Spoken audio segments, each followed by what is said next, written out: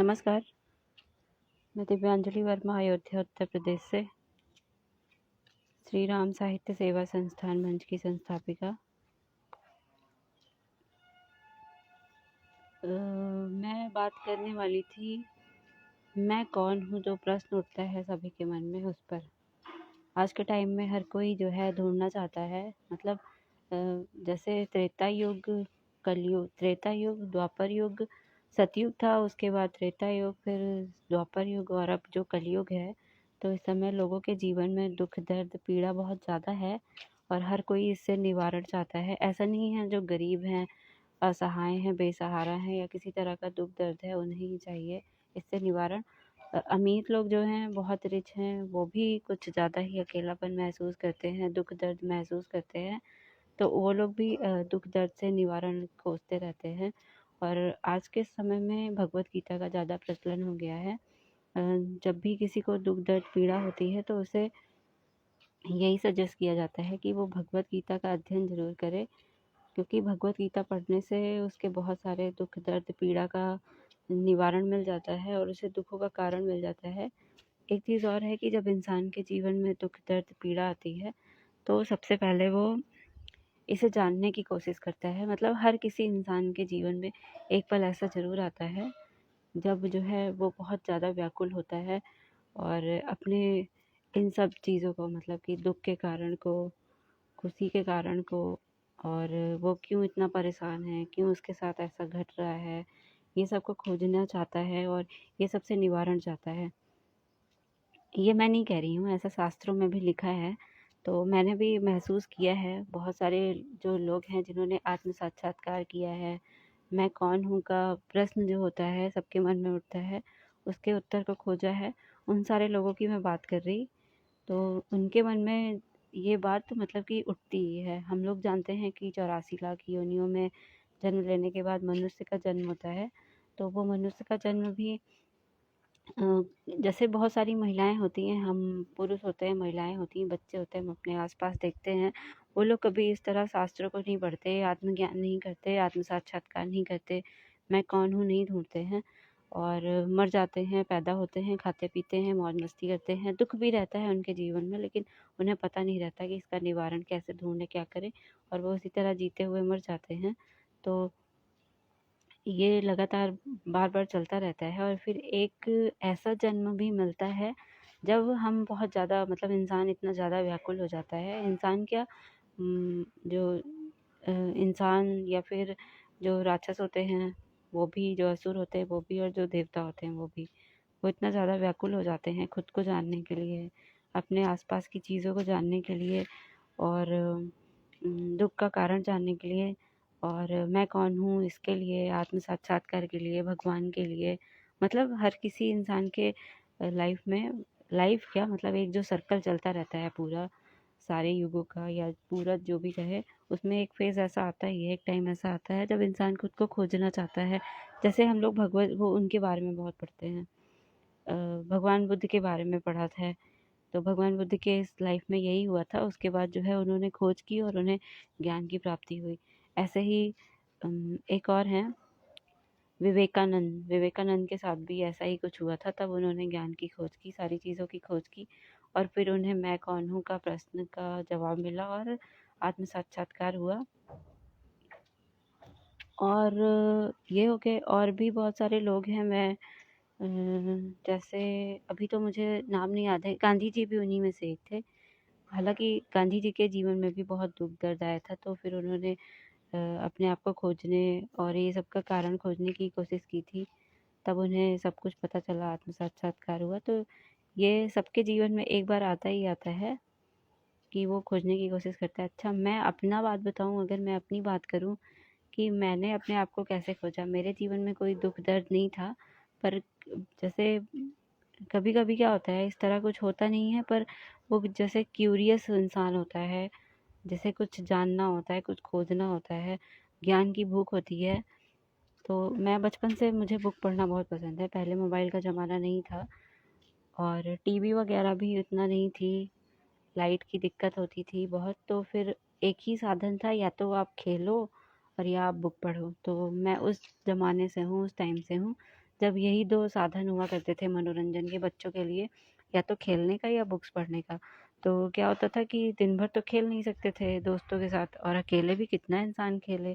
तो बुक पढ़ना जो स्कूल की बुक होती थी वो सब पढ़ते बुक पढ़ने की आदत लग गई। और ये काफ़ी छोटे टाइम से लगी थी, ऐसा भी नहीं है बहुत बड़े से। मुझे लगता है कि नर्सरी में तो पढ़ना नहीं आता था, यूकेजी, एलकेजी या फर्स्ट वगैरह में मुझे अपनी बुक्स पढ़ने की आदत लग गई थी। हालाँकि समझ में नहीं आता था, पर चित्र देखना पसंद था, फिर धीरे-धीरे पढ़ना सीखा। तो फर्स्ट सेकंड से कह सकते हैं कि बहुत बुरी लत लग गई थी मुझे बुक पढ़ने की। तो उस टाइम से बुक पढ़ते फिर खेलना उतना नहीं होता था, बुक पढ़ना ज़्यादा होता था। फिर बड़े होते गए तो उसमें भी यही था कि बुक पढ़नी है, बुक पढ़नी है। अब वो होता है कि जब किसी इंसान को किसी चीज़ की लत लग जाती है तो वो छूटती नहीं है, वो अभी तक ही है। अब वैसे ही है। तो बुक पढ़ते-पढ़ते क्या हुआ कि जब नई-नई चीज़ें पता चलने लगी तो इंटरेस्ट जागने लगा, बहुत ज़्यादा जागने लगा। तो एक ये हुआ कि अब और बुक पढ़नी चाहिए, अब और बुक पढ़नी चाहिए। अब वो प्यास जो होती है जैसे किसी चीज़ को जानने, खोजने या बुक पढ़ने की, वो हो गया है। और जब नई-नई चीज़ें पता चलने लगी तो मन भी वैसा ही हो गया कि अब और ज्ञान चाहिए, और ज्ञान चाहिए, और ज्ञान चाहिए। बस यही सब चीज़ थी जो मुझे नई-नई चीज़ खोजने में, जैसे ये सब होते हैं जवाब, ये सब होते हैं सवाल, मैं कौन हूँ, ये संसार क्यों है, भगवान क्यों है, हमारे आसपास चीज़ें क्यों घट रही, खुशी क्यों होती है, दुख क्यों होता है, ये सब का ढूँढने के लिए मन व्याकुल हो गया और मैंने फिर खोजना शुरू किया। तो काफ़ी टाइम लगा खोजते, पर फिर लास्ट में मुझे पता चल ही गया कि मैं जो है वो इंसान हूँ। अब मैं इंसान हूँ ये मैं कैसे कह सकती हूँ? हम लोग जानते हैं कि धरती पे जो है बहुत टाइप के लोग रहते हैं। कहते हैं कि 84 लाख योनियों में जो 4 लाख है वो मनुष्य की योनि होती है। उस मनुष्य में भी जैसे कुछ होते हैं जो देवता होते हैं, कुछ होते हैं जो राक्षस होते हैं, कुछ होते हैं जो असुर होते हैं, और जैसे और भी होते हैं। अब 4 लाख हैं तो बहुत सारे होंगे, मुझे डिटेल में पता नहीं है क्योंकि मैं कोई साइंटिस्ट नहीं हूँ कि खोजूँ। पर थोड़ा बहुत कह सकते हैं, जब रामायण हम पढ़ते हैं, रामायण में बहुत सारे पात्र हमें मिलते हैं। जैसे जामवंत थे, और वो गिद्ध थे, और वो हनुमान जी थे। तो इन लोग का जो शरीर था, इन लोग का जो जन्म था, ये सारी भी जो है अलग-अलग योनियाँ हैं, इसमें भी जन्म होता है।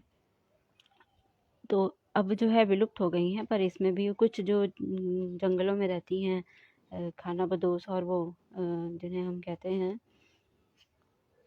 आदिवासी कहते हैं जिन्हें, वो लोग, मतलब थोड़ा अजीब से दिखते हैं वो लोग। तो ये सब हैं, मतलब एक भगवान को छोड़ के, और बाकी देवता, मनुष्य, राक्षस, असुर, ये सब जो है ये 4 लाख योनियों में, मानव योनियों में आते हैं। तो मैं ये बताना चाह रही थी कि बहुत सारे लोग खोजने की कोशिश करते हैं, मैं कौन हूँ, मैं क्या हूँ, मैं कहाँ से आया हूँ, दुख का कारण क्या है, सुख का कारण क्या है। तो सबका तो नहीं, पर ये जो मैं कौन हूँ, इसको खोजने में मैं थोड़ा हेल्प कर सकती हूँ। इसको थोड़ा अच्छे से, मतलब साधारण भाषा में अगर इसको कोई इंसान समझ जाए कि उसे सच में मैं कौन हूँ, मैं खोजना क्या है, तो वो आसान से खुद को खोज सकता है। जैसे मैं कौन हूँ जब पूछते हैं खुद से या किसी से, तो उसमें समझ नहीं आता है कि हमें अपने आप को खोजना कहाँ है, क्या खोजना है, किस बारे में। कुछ लोग सोचते हैं कि अपना नाम खोजना है, अपनी आत्मा खोजनी है, अपने अंदर के परमात्मा को खोजना है, या फिर अपनी पहचान खोजनी है, अपनी प्रकृति क्या खोजना है। तो मैं बता दूँ, मैं कौन हूँ जब ये प्रश्न उठता है, तो सबसे पहले मैं कौन हूँ में यही खोजना होता है कि हम हैं क्या? मतलब कि हमारा जो जन्म हुआ है वो कौन-सी योनि में हुआ है? मनुष्य योनि में हुआ है, असुर योनि में हुआ है, या फिर राक्षस योनि में हुआ है, या देवता योनि में हुआ है? पहले तो आराम से पता चल जाता था, क्योंकि पहले इतना वो नहीं था, लोगों में इतना भ्रम नहीं था, अज्ञानता नहीं थी, और द्वेष भाव नहीं था, और भगवान को लोग मानते थे, तो वो आराम से जानते थे, सब आराम से रहते भी थे। जैसे रावण रहता था, उसे पता था वो असुर है। राक्षस जो थे वो उसे उन्हें भी पता होता था कि वो राक्षस है, और वो लोग भी रहते थे धरती पे। और जो ऋषि मुनि, देवता, भगवान, इंसान, ये भी रहते ही थे। देवताओं को भी पता था कि वो देवता हैं, वो लोग भी आते थे यहाँ पे। महर्षि, ऋषि, ये सब भी आते ही थे, आराम से रहते थे। पर अभी क्या हो गया है, लोगों में मिक्सअप हो गया है सब कुछ, और अज्ञानता के कारण अब पता भी नहीं चलता है, और बहुत सारी शक्तियाँ जो हैं वो विलुप्त भी हो गई हैं। जैसे पहले इंसान में हम लोग देखते थे कि जो लोग सच बोलते हैं, तो सच का जो तप होता है, सच आध्यात्मिक गुण है, सच बोलना। और सच बोलते बोलते इंसान के अंदर ऐसी ऊर्जा, शक्ति, तप उत्पन्न होता है कि फिर वो जो बोलता है वो सच हो जाता है। कहते हैं ना कि अगर मैं सच्चा हूँ तो मैं जो बोलूँगा वो हो जाएगा। सच में होता है, लेकिन उसके लिए पूरी तरह से सच्चा होना पड़ता है। तो वही चीज़, तो सबसे पहले तो यही जानना होता है कि मैं कौन सी योनि में मेरा जन्म हुआ है, इंसान की, राक्षस की, असुर की, देवता की। देवताओं में भी जन्म होता है। मैं ऐसा मानती हूँ कि हम लोग जो है देवता में भी जन्म लेते हैं। मतलब मैं ऐसा मानती हूँ कि कभी ना कभी ऐसा हुआ ज़रूर होगा कि मैं एक जन्म में देवता भी होंगी, एक जन्म में मैं असुर भी रही होंगी, और एक जन्म में मैं राक्षस भी रही होंगी, और एक जन्म में अब मैं मनुष्य इंसान हूँ। तो मैंने खुद को ऐसे खोजा इंसान। तो जो लोग खोजते हैं उनको पहले यही खोजना होता है कि वो कौन से योनि में उनका जन्म हुआ है। जब पता चल जाएगा कि वो इंसान है, अगर मतलब इंसान से ही लेते हैं, तो अगर जब पता चल जाएगा वो इंसान है, तो फिर इंसान में ढूंढना होता है कि वो कौन सी प्रकृति के जो है, कौन सी प्रकृति उनमें ज़्यादा हावी है, कौन सा प्रकृति का गुण उनके अंदर है। जैसे प्रकृति भी 3 तरह की होती है, सत्वगुण और रजोगुण और तमोगुण। तो इंसानों में इन तीनों में कौन से गुण की प्रधानता है, फिर उसको खोजना पड़ेगा। अच्छा, अगर किसी में वो तमोगुण ज़्यादा है, जैसे पशुवत जो है व्यवहार कर रहा, या राक्षस असुर के जैसा व्यवहार कर रहा, तो वो जो है वहाँ से उठ के सत्वगुण तक आ सकता है। मतलब कि शास्त्रों को, वेदों को, इन सब चीज़ों को पढ़ के और फिर ज्ञान प्राप्त करके, अपना शुद्धिकरण करके, खुद को बदल के वो सात्विक हो सकता है। सात्विक होने में क्या है कि जो सात्विक गुण होते हैं वो थोड़ा अलग होते हैं, जैसे भक्ति करना, ज्ञान की खोज करना, इस तरह के गुण होते हैं उसमें, तो वो वहाँ तक आ सकता है। और रजोगुण में होता है, रजोगुण तो पूरा सांसारिक होता है, भौतिक संसार से जुड़ के रहना पड़ता है। उसमें क्या होता है, जितने भी राजा होते हैं, जितने भी लोग लीडरशिप करते हैं या राज्य करते हैं और जनता की देखभाल करते हैं और युद्ध लड़ते हैं, मतलब कि जितने भी लीडर होते हैं या योद्धा होते हैं, वो सारे रजोगुण से लिप्त होते हैं, क्योंकि उनको भौतिक जगत से जुड़ के रहना पड़ता है। धन संचित करना, चीज़ों को इकट्ठा करना, लोगों की रक्षा करना, मोह में रहना, ये सब रजोगुण में प्रधानता होती है। और सत्वगुण तो बहुत ही बेकार, नहीं, सत्वगुण तो बहुत ही अच्छा होता है। तो ये तीनों पता करना होता है। जब ये तीनों पता चल जाता है तो उसके बाद फिर आगे क्या, तो अपने आप ही इंसान जान जाता है कि अगर वो इंसान है तो इंसान के रूप में उसे किस तरह व्यवहार करना चाहिए। अच्छा, वो किसी बुक में ये लिखा भी नहीं है, वेद पुराण कहीं मिलता भी नहीं है जिसमें ये सारी बातें लिखी हों। थोड़ा बहुत बातें लिखी होती हैं पर इंसान वो समझ नहीं पाता है। जैसे सच बोलना चाहिए ऐसा कहा जाता है, पर ज़्यादातर लोग इसको उल्टी तरह से लिख के कहते हैं कि झूठ नहीं बोलना चाहिए। बल्कि जो सच बात होती है वो होती है कि सच बोलना चाहिए हमेशा। तो नहीं वाला जो वर्ड है, नेगेटिव वाला, उसे हटा देना चाहिए। पर पता नहीं कैसे ज्ञान का लोप हो गया या अज्ञानता फैल गई या सब कुछ मिक्सअप हो गया, वो नहीं वाले वर्ड ज़्यादा आ गए हैं और हाँ वाले वर्ड जो होते हैं, पॉजिटिव शब्द होते हैं, पॉजिटिव सेंटेंस होते हैं, वो सारे गायब हो गए हैं। तो मैं कौन हूँ खुद को जानने, खुद को ढूँढने के लिए ये सबसे अच्छा तरीका है कि सबसे पहले जो है यही पता किया जाए कि वो कौन है। और ये पता कैसे चलेगा, ये तो बताना ही भूल गई मैं। ये पता चलेगा भगवत गीता पढ़ के, क्योंकि मुझे भी ये तभी पता चला जब मैंने भगवत गीता पढ़ी और रामायण पढ़ा। तो मुझे, तो अगर मुझे ऐसे पता चल सकता है, मैं तो नॉर्मल इंसान ही हूँ, साधारण इंसान ही हूँ, और मेरी पास्ट लाइफ भी काफ़ी वैसी रही है। दुख, अगर इंसान है तो उसके लाइफ में दुख तो बहुत आता ही है। तो अगर किसी को मैं कौन हूँ ढूंढना है, तो उसको यही करना चाहिए, भगवत गीता का पाठ करना चाहिए, और भगवत गीता का पाठ करते हुए यही ढूंढना चाहिए कि वो कौन सी योनि में उसका जन्म हुआ है। और कैसे पता चलेगा, वो पढ़ते पढ़ते अपने आप ही अंतर मन से आवाज़ आने लगती है। क्योंकि हम कहते हैं कि भगवत गीता में भगवान स्वयं हमसे बात करते हैं, तो वो खुद ही एक आवाज़ अंतर मन से आने लगती है, जिसको भगवान की आवाज़ कह सकते हैं या यूनिवर्स की आवाज़ कह सकते हैं। उस आवाज़ से फिर पता चल जाएगा कि उस आवाज़ से फिर पता चल जाएगा, मतलब वो आवाज़ आपको बता देगी कि आप कौन हैं, आपकी जो है इस तरह आपका व्यवहार क्यों है, और आप कौन हैं और आपको आगे क्या व्यवहार करना है। इसके बारे में मैं और डिटेल में बताऊंगी अपने दूसरे वीडियो में। कि सिर्फ इतना ही नहीं होता है, इसके आगे भी होता है। जैसे आश्रम होते हैं जो पुराने टाइम में थे, आज के टाइम में भी इसे फॉलो किया जा सकता है। आज मतलब कि कलयुग में, आधुनिक युग में भी ये सब फॉलो किया जा सकता है, भौतिक युग के साथ रहते हुए। अब मैं कर रही हूँ तो मुझे लगता है कि बाकी लोग भी कर ही सकते हैं, इसमें कोई बहुत बड़ी बात नहीं है। और मैं ही नहीं, मेरे जैसे बहुत सारे लोग हैं जो काफ़ी आज के टाइम से जुड़े हुए हैं, भौतिकता से जुड़े हुए हैं, और फिर भी वो इस तरह का जीवन जी रहे हैं। जैसे मैं कुछ लोग के नाम बताऊँ, जो दिव्य कीर्ति सर हैं, जिन्होंने आईएएस क्लियर किया था, अभी कोचिंग लेते हैं, वो हैं। और ये जो आचार्य, एक आचार्य प्रशांत हैं, वो हैं। और अमीश त्रिपाठी हैं, ये हैं।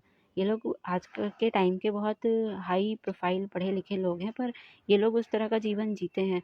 और भी बहुत सारे लोग हैं, मुझे नाम थोड़ा नहीं याद आ रहा है, पर मैं अपने अगले वीडियो में उन लोगों का नाम ज़रूर लूँगी, मेंशन करूँगी, जिससे लोगों को पता चल सके कि उससे वो शिकायत नहीं करेंगे कि अरे, हम आधुनिक जीवन में जीते हुए और आज के भौतिक युग में जीते हुए, इतना हाईटेक और पाश्चात्य सभ्यता को अपनाते हुए, मॉडर्न होते हुए, कैसे हम वैदिक काल के या वैदिक सनातन धर्म के जो नियम कानून है उसके अनुसार चल सकते हैं। ये तो पुरानी बात हो गई, और लोग हंसेंगे, मजाक उड़ाएंगे। ऐसा कोई बात नहीं है, कोई मजाक नहीं उड़ाता, कोई हंसता नहीं। बल्कि आप देखिए, ज़माने में जो यूट्यूब पे सबसे ज़्यादा वीडियोस चल रहे हैं वो इन्हीं लोग के चल रहे हैं। लोग इन्हीं लोग के वीडियो खोज खोज के देखते हैं। तो इसलिए मैं कहूँगी कि उसे जीना भी जिया जा सकता है, मतलब कि मॉडर्न होते हुए भी उस टाइम के जीवन को जिया जा सकता है। और इसके बारे में मैं अपने अगले वीडियो में बताऊँगी।